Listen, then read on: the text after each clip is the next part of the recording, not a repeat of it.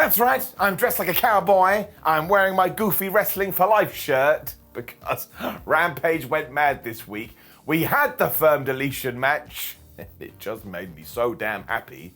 And apparently want to ride horses. Also, hello and welcome to Ups and Downs, where of course we are going to focus on Rampage today. And if we just tie it into the latest news, yeah, apparently we are going to get this AEW Collision show in June, which will air on Saturdays. AEW Dark has been cancelled, and AEW Rampage soon will be the new AEW Dark.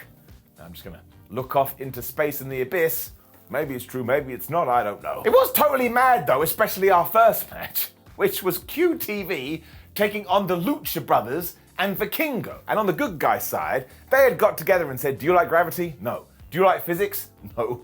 Shall we just ignore them? Absolutely, and my word, they did. This was also based off the Battle Royal from Dynamite, so it's always nice to tie these things in. And we did start with Vikingo versus QT Martial, and honestly, the amount of moves Vikingo did here, I just shook my head. What planet does he come from? Because there's no way he comes from Earth. It was basically the same when Phoenix and Aaron Solo tagged in there, because Phoenix was like, oh, well, whatever you can do, I can do better. He moved so fast, Solo basically tagged out instantly, which brought in Powerhouse, Hobbs and Penta, and they wanted to do something a little bit different, so they went all strong. I think Vikingo must have got worried here though, because all of a sudden he just dived at Powerhouse. Hobbs was like, no one does that to me, and he grabbed him. He just murked his ass. I really like Powerhouse Hobbs. William was so wound up about this, he took Penta and threw him into the floor. Because QT then saw an opening, he grabbed the masked man and he threw him into Rita the ring post. Honestly, if you watch SmackDown Ups and Downs, poor Rita had a terrible evening. Martial also got a table from under the ring, which is never good. But this is when the Lucha brothers were like, wait a minute, we're a tag team. We got a bunch of combo moves. And my word, did they hit the go button. They also joined Vikingo to do all the dives, 2023 wrestling, when they also did this shooting star press wheelbarrow thingamajig. I watched it twice. I do not understand how they're able to do it and make it look so effortless. I get out of bed in the morning, I was like, oh man, that was hard work. And these dudes are doing this. But it's like the air is their friend and it just carries them to safety. What? When all of a sudden we had cutters and we had destroyers, everybody was down. Where once again, Vikingo was like, nah, I need to raise the bar. And he did a destroyer on the ring apron. The ring apron, that's the hardest part of the ring. Solo also got in on this because he hit a double stomp and got a near fall. When it turned out Hobbs was on the outside, he was just choking Alex Abrahantes. So he was trying to kill him. But because he was attempted murder, he was distracted. The Lucha brothers hit the Fear Factory and they got the 1, 2, 3. I was like, Hobbs, next time, watch the match and don't try and end people's lives. This was just super duper fun though, and honestly, the opening match of Rampage is becoming a staple of my week because we always just pull the nuts trigger. What does that mean? But I like it when we pull the nuts trigger. I don't know. I'm gonna let myself out, but I'm also giving it up. We also saw some pre-recorded comments from MJF, and the reason I have to say pre-recorded is because he's very mad about what happened on Dynamite. But we all know that Friedman doesn't like to work Rampage. And I guess you could say this was kind of his debut, but also not really. Chris Jericho was here though, although he refused to come out of his dressing room. This was even after Lexi Nair had knocked on the door and was like, look, I'm not going to beat you up, it's okay. And I actually thought this was quite smart. The reason Jericho isn't on commentary this evening is because he's scared of getting beaten up by Adam Cole again. And he sold this wonderfully. It's probably like, yeah, look, I'm a tough guy, but there's nobody around here, is there? And he still said that they're going to have a match and he's going to win. But this tickled me so much, I'm going to give it an up. Sometimes it's the little things. And then Jade Cargill beat Gia Scott. In 30 seconds, we got the Jaded. Done. Now, as ever, I think Cargill is a massive star and she's only going to get better and better and better and better as the weeks and months go by. One day she will be at the tippity top. But I just have so many questions, like she's 57-0 now, although this streak feels directionless. But also, where was Taya Valkyrie? The last time Jade was in the ring, she basically screwed Taya over, and nobody even mentioned her here, really. It was super duper strange. And when strange things do happen, you just have to accept it. So I do have to give this a down. And look, I know it's not really the end of the world. Sometimes I get excited about things, and then they don't happen.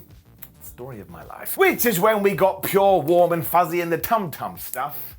I mean, honestly. It started off with Mark Briscoe in the back with Jeff Jarrett and his crew as Jay Lethal and that lot were like, man, you got to help us against FTR. We really want their tag team title match. When Mark Briscoe was like, look, I can't talk right now. I've got a match against Preston Vance. The thing is, though, Briscoe's kids were in the crowd, so straight away I was like, oh, my heart's going to go. And fair play to Preston as well.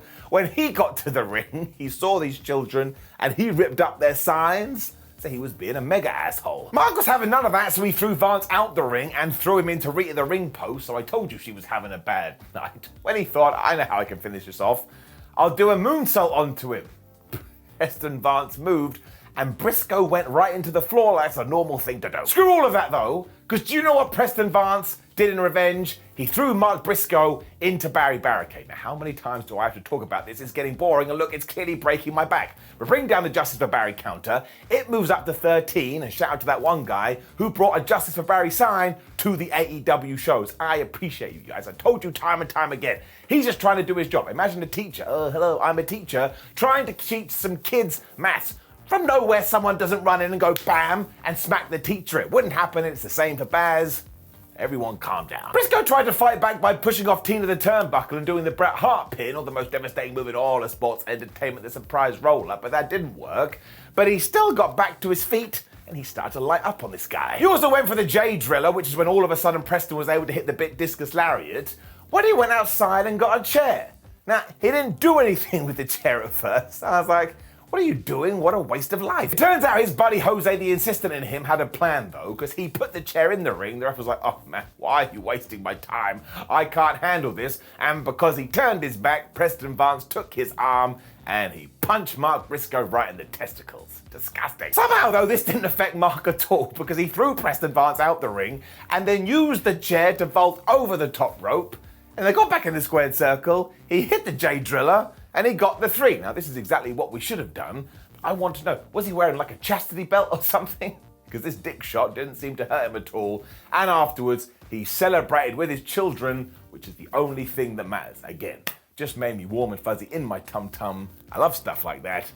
Dusty Rhodes then got beaten up by Swerve Strickland and his moguls before Keith Lee ran them off, and please do this match soon because it's getting ridiculous. As we also learned that Daniel Garcia has challenged Orange Cassidy for the Intercontinental title, the International title, on Dynamite. Now the interesting thing here is we are tying it into the story. Dan was like, I know you're injured, you piece of fruit. The piece of fruit was like, you're right, I am injured.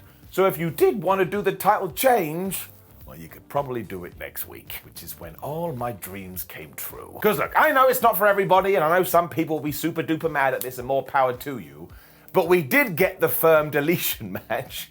It made me so happy. It made me so happy that I'm wearing my Goofy Wrestling for Life top on Pro Wrestling Tees right now, and I'm wearing a cowboy suit because I just don't care. It was set out much like the other ones, which is a good thing, and we saw the firm turn up at the Hardy compound. The first thing they did was beat up the mailbox to prove a point. That was it. It took all of 3 seconds. I was like, plug me in, I'm ready to go. Vanguard 1 also saw this, so he zoomed in to call them Rude AF, when it kind of cast some kind of spell.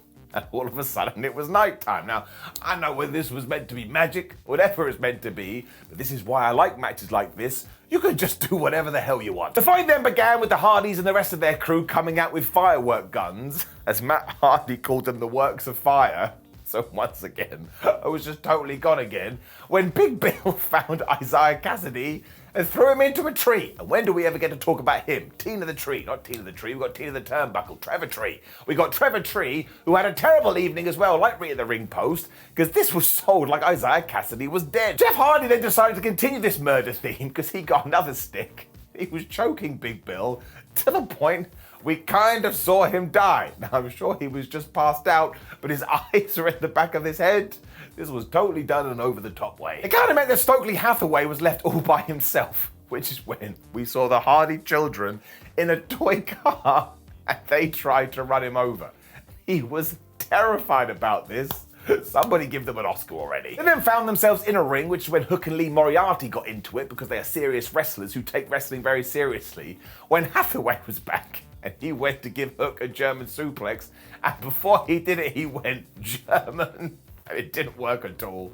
And he got murked again. Honestly, I was just laughing away. That's the point of wrestling. It's meant to entertain you. Stokely Hathaway absolutely was the MVP of this as well, because he then made his way to the Hardy cinema room. When all of a sudden, one of Hardy's kids was back. This was made out to be a horror movie. When Rebby Hardy walked in, he got into it with her when Senor Benjamin turned up beside him and tased the guy. I was like, man, he is being absolutely brutalized. Stokely also yelled at one point Tony Khan will pay for his crimes. So this guy, once again, someone give him a medal because he is hilarious. And then Tony got out of control because we cut back to Big Bill, who had poured gasoline over the Hardys, and he was going to set them on fire when all of a sudden we saw the emergence of Brother Zay. And who is Brother Zay?